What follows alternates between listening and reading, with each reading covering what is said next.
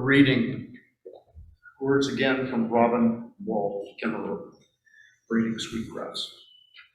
In the Western tradition, there's a recognized hierarchy of beings with, of course, human beings on top.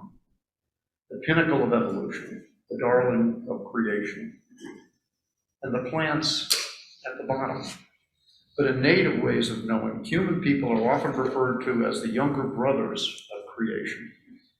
They say that humans have the least experience with how to live and thus the most to learn.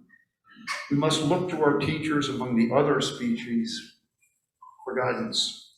Their wisdom is apparent in the way that they live. They teach us by example. They've been on the earth far longer than we have been and have had time to figure things out. The plants can tell us their story. We need to listen.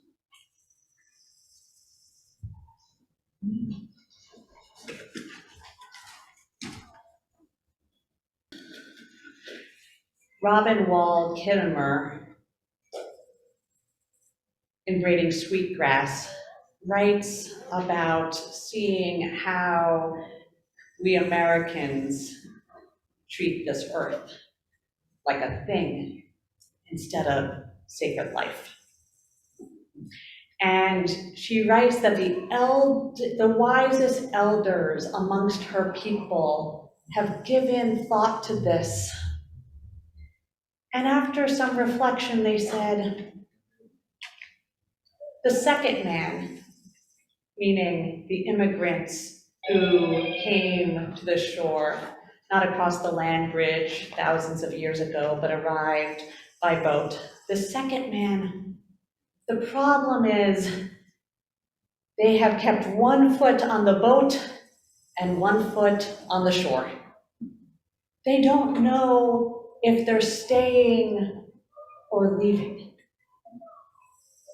And so they don't treat this land like they live upon it.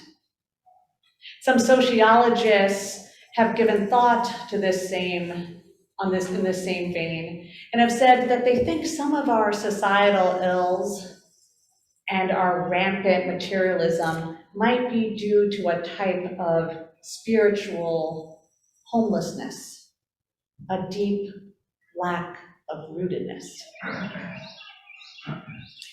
So Kimmerer asks, is it possible to become indigenous? Because surely part of what we need to do is have people with 2 feet on this ground, 2 feet on this earth, 2 feet on this shore. And she says, no, not indigenous. We should not think we should become indigenous. And I agree, that would probably take the 700 generations that it took her people. But there is a way to become naturalized, she says. Naturalized in tune and in harmony and moving in awareness in a complementary fashion to this earth and this place. But that is a process. And it begins with sort of recognizing how much we have 1 foot on the boat and 1 foot on shore. I saw that so much when I was growing up. When both my maternal and paternal great-grandparents arrived in Ellis Island, they settled in New York and right around it. And so my environment growing up, my stars were the skyline of New York City, the canyons were the avenues that ran down it. My nature was Central Park, and it didn't take me long into elementary school to learn that that too was created by the hands of man, Holmes and Olmsted, every inch of it designed. I began to truly believe that every place in my little universe was created by humanity. So much so actually that I lived right between Central Park West and Columbus, and when they were repairing or putting in new pipes under Columbus, they tore up the avenue. And for the entire 2 months, I was shocked that there was dirt 6 inches down. I mean, it kind of makes sense. There's manholes and tunnels and subways and sewer systems, but dirt right there? And where there's dirt, there's earthworms, right? I still am absorbing it. So much was I separated from the natural beauty that starting at the end of 4th grade and 5th grade and right into the fall of 6th grade, I started to just not feel well. I couldn't quite describe it, my world seemed a little small and confined, and those buildings seemed taller, and the wind's a little colder, and I didn't have a language to describe this kind of malaise, but my mom, we were poor, my mom somehow scraped together enough money to buy a second-hand car. It was a beige Jeep with like totally faux wood siding on it. You might remember these. And we began to plan a trip to the Catskill Mountains. And when I was thinking about that, I began to calculate that I had not left the island of Manhattan for at least 18 months. And so we drove up into the Catskills, and I remember from the back seat looking and being amazed at the way the light filters through the canopies of leaves. And I thought to myself, I've never seen anything more beautiful. Any colors more in harmony, open itself to imagination and play. And I skipped across the little stones in the creek and climbed mountains till I was tired with exhaustion and exhilarated, and saw the valleys and the peaks and how things grow beautifully blue in the distance. And when I came back, I was well.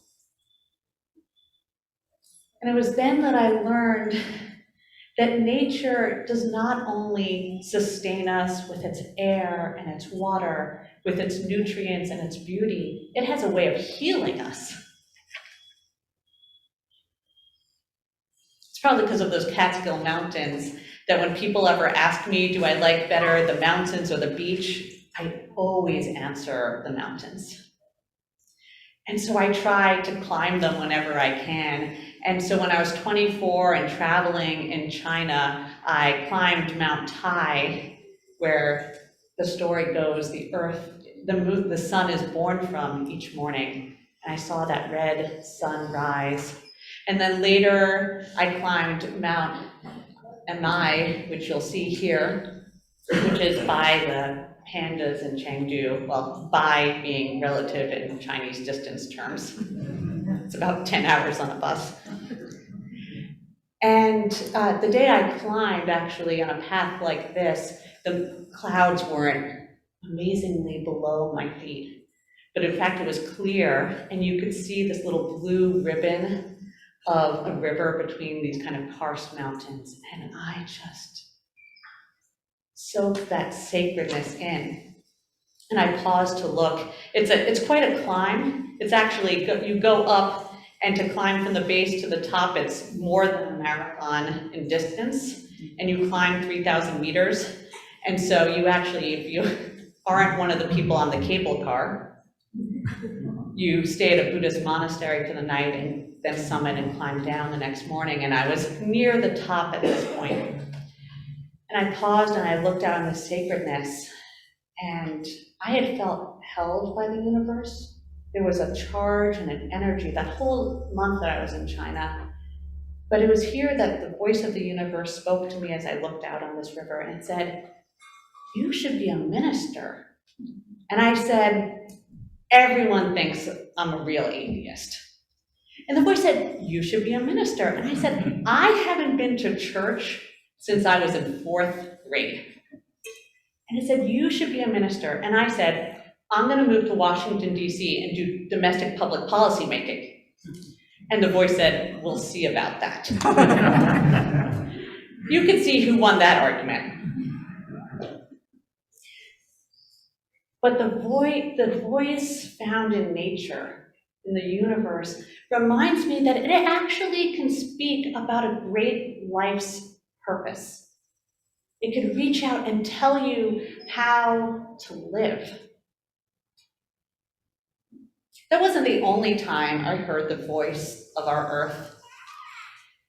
There was a time in December of 2016 where I snuck into my daughter Sadie's bedroom late at night because I wanted to tell her in the morning I'd be gone.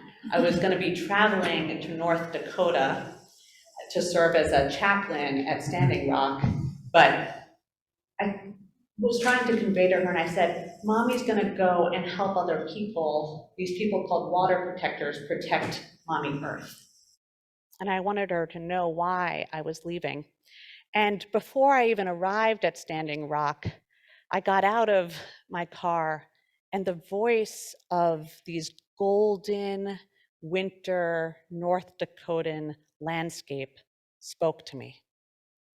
It was a deep, sonorous voice, ancient and wise. And it helped me look beyond the beauty of the plains to perceive something deeper, a presence, a life, calling for me to awaken, to be aware. And once I arrived at Standing Rock, I heard that voice again in the voice of the Lakota, Nakota, and Dakota people, speaking of the earth as their mother, and the plants and animals as their sisters and brothers.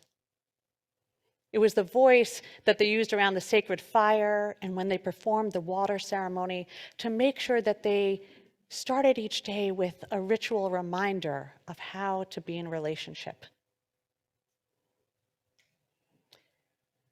And as I was celebrating with all those people around that sacred fire, we celebrated as we heard that the Dakota Access Pipeline was blocked, that the permit was denied. And it was then I understood that when we protect our earth, we also protect our people. And to protect our people, we have to protect our earth.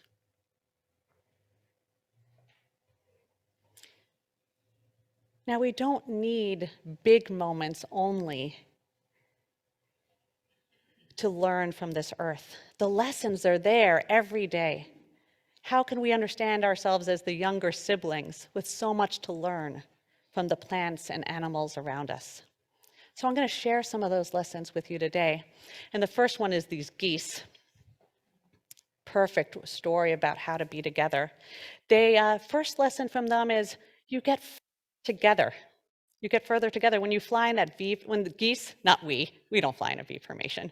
When geese fly in a V formation, when they collaborate and move in the same direction, they actually can achieve up to 71% more efficiency. That's really helpful in a long migration. We have far to go too. How can we be moving together? The other thing that they do is the geese that's in the point of the V, the hardest position to fly in. And so that goose does more, but when it's tired, it drops back and another one moves up. The geese practice shared leadership. Reverend John and I share leadership, and during the sabbatical, many of you are stepping up. How can we grow patterns of shared leadership and responsibility? But they don't just do that. They don't just have someone up front kind of carrying literally more of the load, more of the air pressure. The geese behind honk the whole time. And those honks are encouragement. You could do it. Let's keep trying. Don't give up. Don't despair. We're not in the warm places yet. We haven't returned home yet. Keep going. They offer their own kind of aid and affirmation, just like we covenant to. Many of you know the Mary Oliver poem, Wild Geese, that talks about how the calls of the wild geese are calling you into your place in the family of things. Studying geese remind me about perhaps that family is one of collaboration and shared partnership and mutual support. Now, it's not just the geese we learn from, but our forests. And forests are looked, and trees are looked, and plants are looked on with all the beingness of any animal, including humans. They believe they watch over us as well as serve as our siblings. And so often, actually, on Sundays, when I'm not preaching, I take a moment to acknowledge our sibling trees out here who watch over us every Sunday and every time we gather, to see how our congregation changes and endures generation to generation. And actually, these trees have a message that reminds me from the Tao Te Ching by Lao Tzu. There's a wonderful story called The Useless Tree. Oh, I've been trying to learn this lesson my whole life. In it, two men are walking, and one of them points out this wonderful tree over there. And the other man says, "That's a useless tree. Here's our useless tree. Can't cut it down to make a house. The boards aren't straight enough for a boat. It would leak. You can't even really get enough wood out of there to even make some furniture. It's a useless tree." And the other man says, "It's so useless, and yet it has grown for 400 years on the spot it wanted to grow."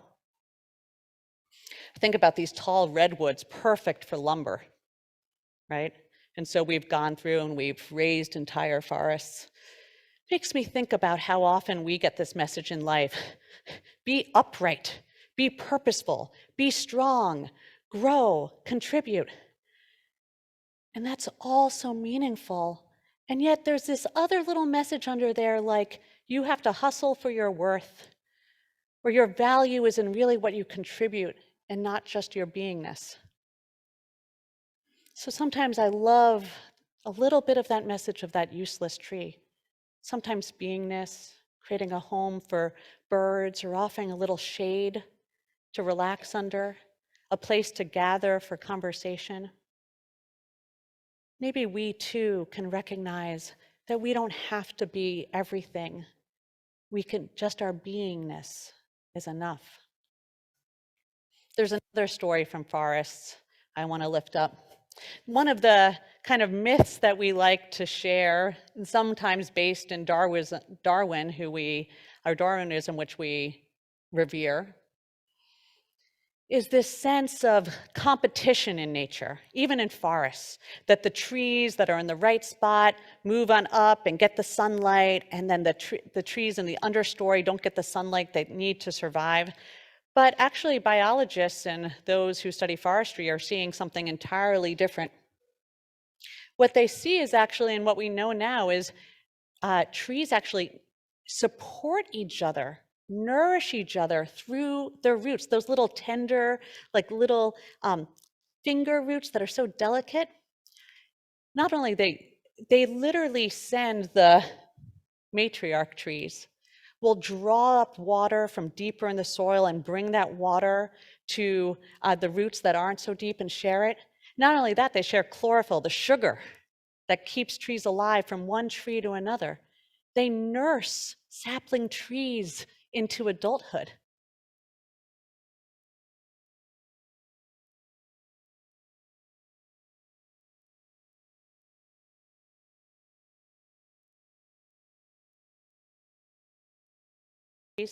And you find it cut down, but the stump is still there. Sometimes if you scrape it a little, you'll find it green with the same chlorophyll. How does that happen? It's not alive the same way. It's because all the trees around it are continuing to sustain that elder tree. Past when it has served its useful stage, it's keeping it alive because they care about their elders. They remembered the chlorophyll that was sent to them, and they return it. And trees that fall, we say, oh, they're fallen and sometimes not that attractive, but they're composting. You want to know what's so interesting? A composting tree actually has more life in it, inch for inch, than a tall tree. And its life on the ground composting down sustains all these little saplings and fungi and mushrooms and moss, and it will decompose about the same length as its life was. So a tree that's 500 years old in this way will actually be 1,000 years old and sustaining life. It, in this form, brings a whole new generation present. So I like to say, do we want to, when we think about us as a forest, do we want to think about us as a jungle of competition, or recognize that we could be like a forest of mutually sustaining one another, supporting those who are elderly and those who are emerging? You know, nature's incredible. It could do things that we're terrified of. Can I have the next slide? This is a picture of sunflowers. Who loves sunflowers? Makes me happy. They turn their face to the brightness of the world. And do you know what these sunflowers are doing? They're planted outside Chernobyl because they recognize that sunflowers have a particular ability to break down what is radioactive in the water, and a little bit in the soil, but in the water. And then when those, there's safe ways to dispose of the flowers once they reach their own life stage. So they make the ground better. This reminds me of two things: the beauty here and what it does is that even a broken world can still nourish us. And even a desecrated world can still heal.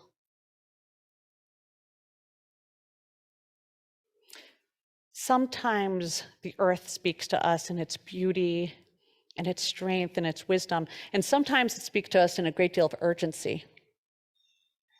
You might recognize these two photos from our community. Last September, we got hit by some really dangerous tornadoes, and some people in the wider Annapolis area lost their lives. And then just a month later, it flooded. When the tornado hit, I got all these texts and calls from friends and loved ones asking if I was okay. And I got so scared for all of you. And I was like wondering, I was like, oh my God, are we gonna even have church on Sunday? So I called Reverend John, I asked if he had heard everything, and he said, we're fine, he had checked, we're good. And we put out that message, are you guys okay? And we were all okay here. But I'll tell you, that's not the calls I wanna make. And I don't want anyone here to have to make those calls again. And if you look up online, the news for our area on flooding in 20 years, 30 years, it's terrifying. So I think the earth is also saying, can we do something now? I'll tell you what happened when I snuck into Sadie's bedroom that December night in 2016. And I said I was going to North Dakota to protect Mother Earth. And she looked at me and tears filled her eye. And I was like, oh no, she's gonna really miss me. And she goes, I wanna save Mother Earth too. You can't do it alone. It's just a reminder, we can't do it alone. And we don't have to, because we could do it together. So my dear ones, the thing that Robin Wall-Kimmerer asks us to pay attention to is how we can learn from this earth, how we can pay attention to live better and more meaningfully and in right relationship with each other, but also with all of our siblings, all that lives, that breathes, that sustains, that holds.